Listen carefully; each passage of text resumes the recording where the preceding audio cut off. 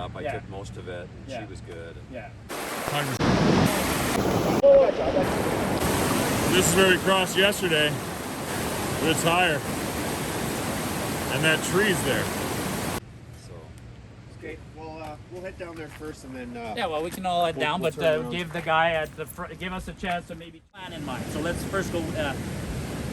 But I rule by consensus if the group decides. But I reserve the right to veto. So at the end of the day, if something wasn't right and I said we're turning around, we're turning around.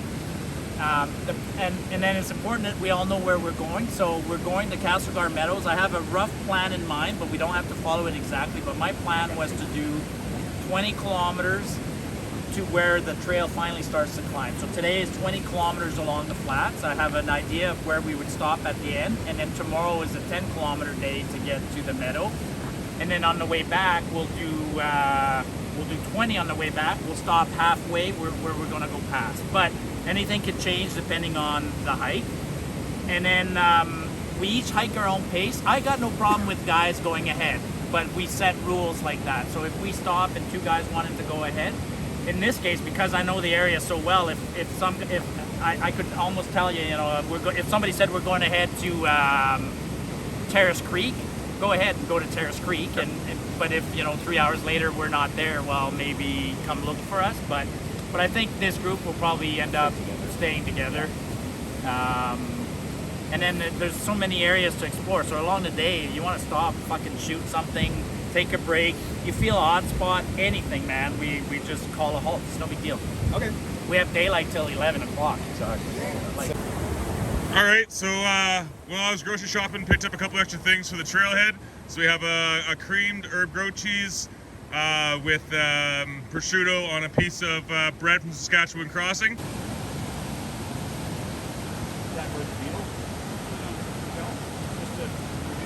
There hasn't been a fire in this area. Thanks, man. So this is the order of the night that we're gonna be having dinner. So first night is gonna be our fajitas. Second night's the pad thai. There's also the fajita packages there. And then we have the pork belly with the quinoa. And then here's our meat. So we have our pork belly in the back and our fajita and our steak for the fajitas in the front.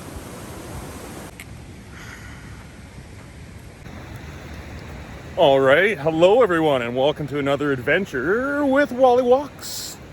We have arrived at the Alexander River, walking 7 kilometers in the trees to where it breaks out and there's some gorgeous views. And then I believe it's another 13 kilometers or so to a warden's cabin where we're spending the night. Hiking today with a group of 5 again. We got Marty, we got Jeff, we got James a second, and we got Carlin here as well. The reason we can't have fire there is if we find a campsite. I think there is legally, it's like Sickler. There'll be a marker. But if we show up and there's no marker, then we're going to make fire.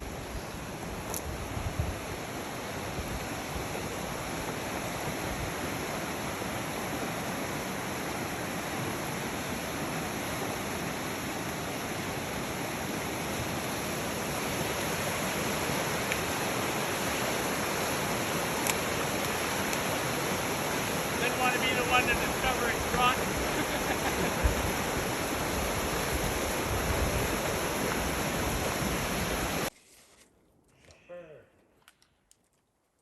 Quail pad thai.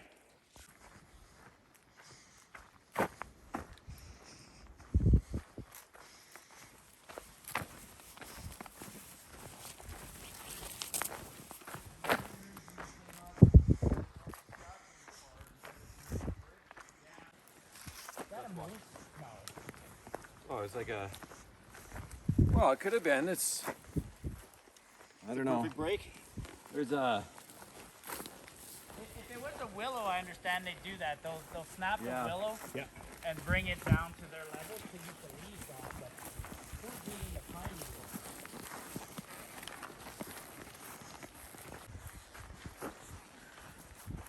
needle? 2 kilometers in or something like that.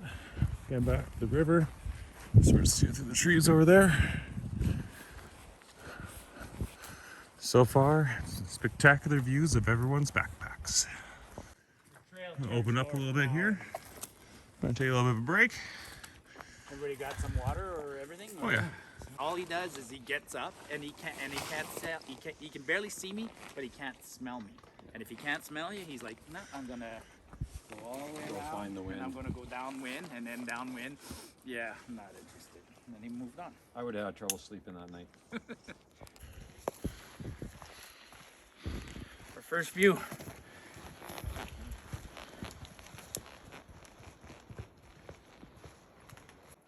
How's the hike, James?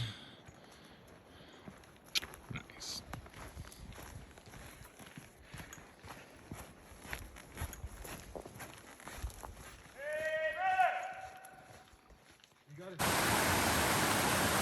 Well, day 2 on the swing, there's going to be lots of time to. We're only doing 10K. Oh yeah. We have lots of time now. I'm Alrighty, so we're 10 kilometers in, 2 kilometers away from the one significant ford we're gonna have to do. Apparently it could be exciting. We may get to do a daisy chain and get ourselves across the creek there. So about halfway through the hike total, but the most exciting part is yet to come.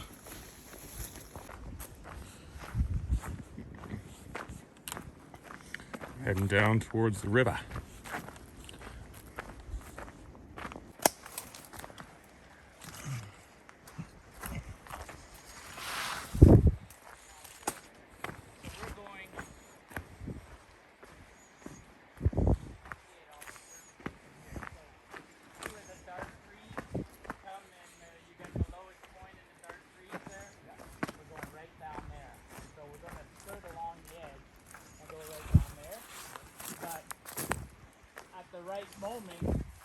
At the right moment, we can skip one of these channels and go right down this flat. But what I tend to do is I stick to this side and then we'll jump across. But we need to go right down the middle of that thing. So we got down to the river, walking along one side of it, going to a low point of the valley right there, and then crossing across. Skyline, the backside up the Signal Hill. The first 10 miles of the Fried Valley. Fence is carved like that to look Well, like that's my privacy screen on the side of my deck. Yeah. Yeah, I built it like that. yeah. Yeah, I have no one. So I have a garage in my back. No one in the back sees in. I have a huge apple tree on the west side. No one sees in. You get apples? Yeah. Yeah. Edible or not? Oh yeah. Yeah. Yeah. And then, I mean, the only thing I had was my deck.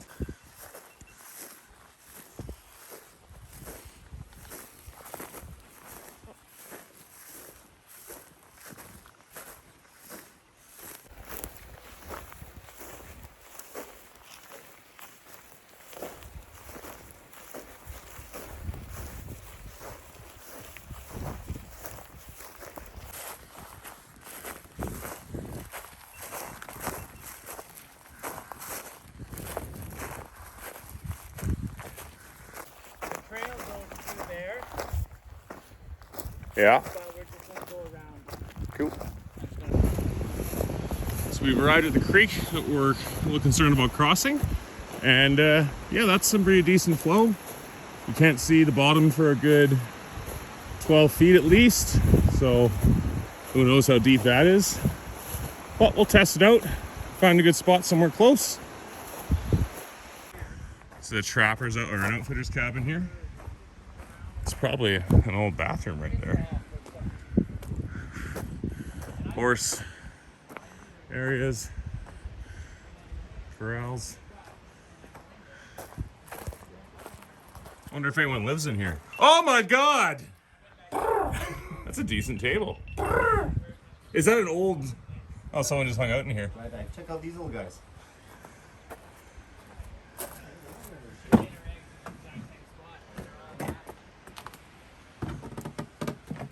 Oh wow! Yeah, Jeff. Yeah. This fucking place, eh? They're adorable, eh? Those are pretty cute. So I was joking that we could have some fresh eggs, but look at the little. Alrighty, so we got 2 arms to cross here. The first one's pretty reasonable. This one is quite significant. Me and James got across. Marty's just making it now. That's the right call. Alright, so we came to the end of the channel, or the island we had in between there, and we can sort of see the base here, so we're walking this way. Just the shortest, so it's not the highest on him, but I don't think it's going to hit his waist quite. It got up to my mid-thighs.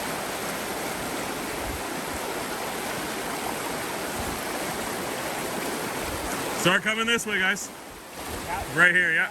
You want to keep walking? Yeah, you need to start coming this way, though.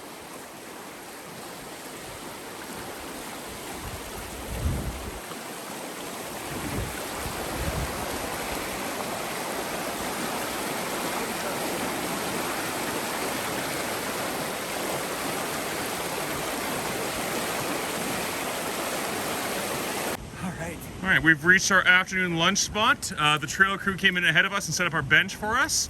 Our food should be here soon. We'll just wait. Ricardo never goes to bed alone.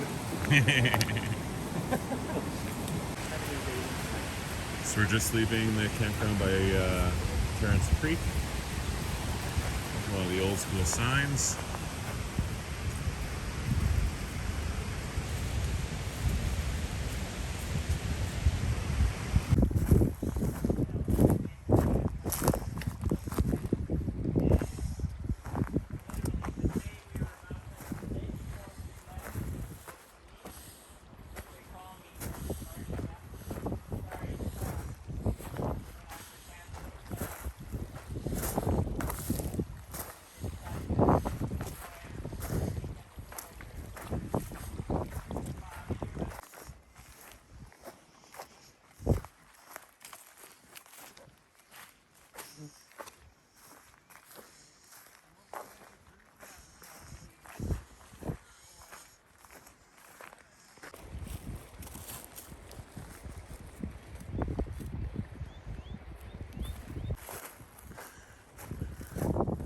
About 5:30, 2 kilometers away from the campsite.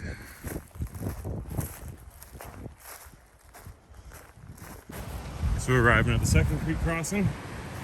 It sounds decent.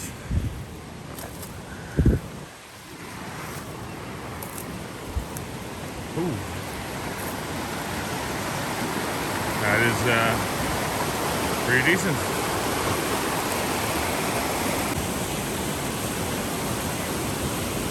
He's considering whether he's going to go across the log, but it looks a little sketchy from here. I just crossed, it wasn't too bad. It's always better to find a log though.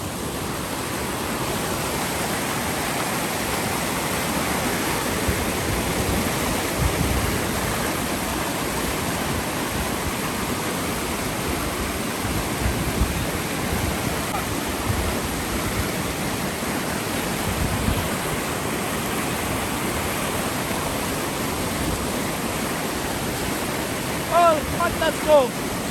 Oh, shit. So it's a weird thing when I go hiking. In life, you can often like find shortcuts in doing things or more efficient ways of doing things. You can do that while you're hiking too. But sometimes it's just a matter of sitting down, pulling off your wet boots, pulling off your wet socks, putting on your shoes, and throwing your bag back on like Jeff and Carlin are doing, and walking across this river. There's no shortcuts. You just gotta do it. Alrighty. It's about 10 to 7. We've pretty much arrived, just sort of picking where we want to set up here. Oh, I think we found the spot. Oh, look at all that wood. Perfect. Is this it? Well, it's something. It'll be loud, there'll be the river, and I don't know how flat it is. And Alrighty, so we got our peppers de-seeded. de-seeded. And then we have our garlic has been minced. I'm now going to be mincing a shallot. So when you're doing a shallot, you run your knife lengthwise this way through it. Then you run your knife this way through it, keeping the root together. And then you're able to just make little pieces of diced onion. Just to show you guys the environment. So James is busy right now, just cutting some wood. We're gonna get some nice fire going. And over yonder, Carlin is setting up the tent. Jeff's setting up his tent. That is the Alexandra River flowing by us. And we came from that away 22K today. So, steak fajitas part 1. I've got some of the fat from the steak in there, sauteing up, so the flavor in the pan a little bit. And then we're gonna cook the vegetables. So I have a shallot, a minced garlic shallot combination here, which I'm gonna use. So in order to keep reducing that fat down, and move it up the side, create the space, and then in go the peppers. Peppers we're gonna cook down until then the sugars start to release and we get some caramelization on them. And of course, with every good meal, a little bit of salt and pepper.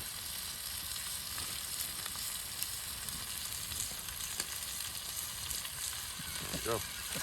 Tell them about your stove. This is a liquid fuel stove, not a butane canister. So for events like this where I want large pots, lots of heat, so the way liquid fuel stoves work, you actually have a lot more energy than that propane canister, but the fuel doesn't vaporize, so you have to pump it. And right now I'm just priming it, getting this hot, because there's a tube. So the liquid will come out, heat up through the tube, and then start vaporizing. So the key is to just, at the right moment, to turn on the fuel. This thing's been in storage for about 10 years. I tried it at home just to make sure it works. And you're cooking up the rice in that pot? Rice will be going in there, yep. So the rice, we're gonna put a little bit of the canola oil and the shallot. Well, I'll do it right now. If it's good to go. Look at that flame. There we go. Alrighty, so a little bit of oil. It's already hot. You got that pot grabber? It's right there. Perfect.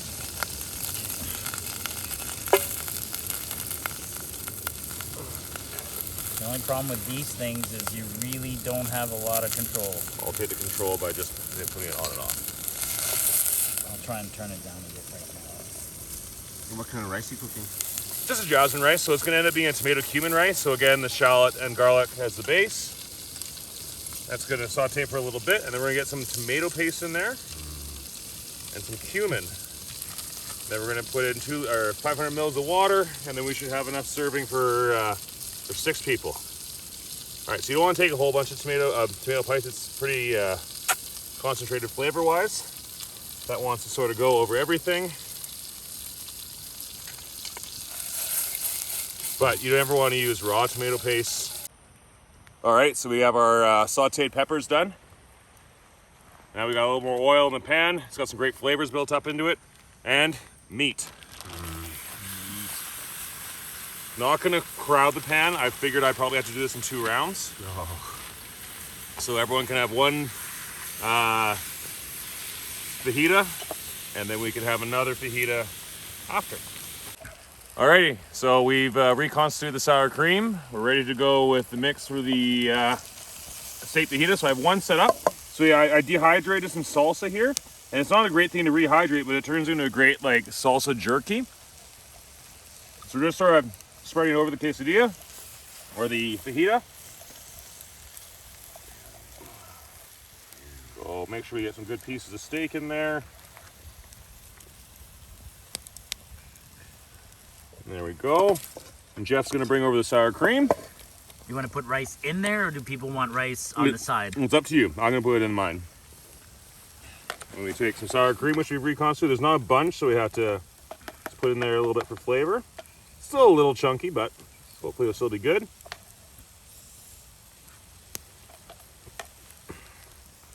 There we are. Grab the rice. Eat my ears. It's not hot. It's not hot.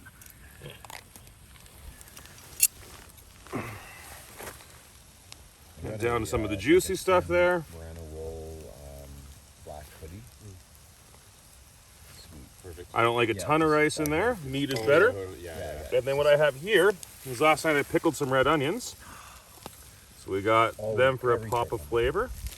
Yeah, in my bag. But then my hair helps. And then, of course, it's Mexican, so we'll throw a little bit of cilantro in there. This is how you do a steak fajita in the backcountry. Wow. And quickly, this is also how you roll it. If you're ever doing a fajita, you take both sides this way, push your fingers down, and then you have your rolled up burrito. It's counterintuitive. There we go. All right, guys. I'll That let is you. a counterintuitive roll. Counterintuitive roll, yeah. I I love things in life that are counterintuitive. That's one of my favorite concepts. Sorry. Oh, that's a nice picture there. Oh, that's it. Carlin, how was the photography? Very good. Wonderful. Here's dinner. Your food is so good. I know it's counterintuitive, but this is the worst time to eat. The light is. Oh, well. No, it's amazing. Thank you. You're welcome, buddy. Good. Relationship Oh my God. stuff. You know, it.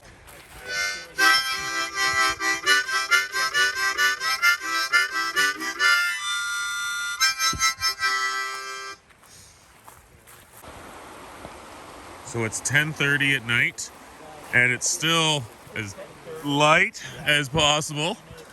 These guys are doing the dishes. I'm finding a nice spot to chill. I found it.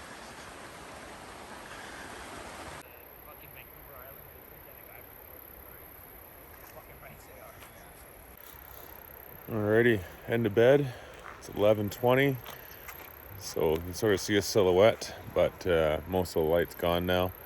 It's June 24th, so 3 days after summer solstice. So we had a ton of light. Flip side being also that we won't have a lot of darkness to sleep in. Sun comes up at 5:30, so start getting light around then. Night, everyone. Cool beyond cool. It's the side of a mountain. Yeah. And we walk up and suddenly we're looking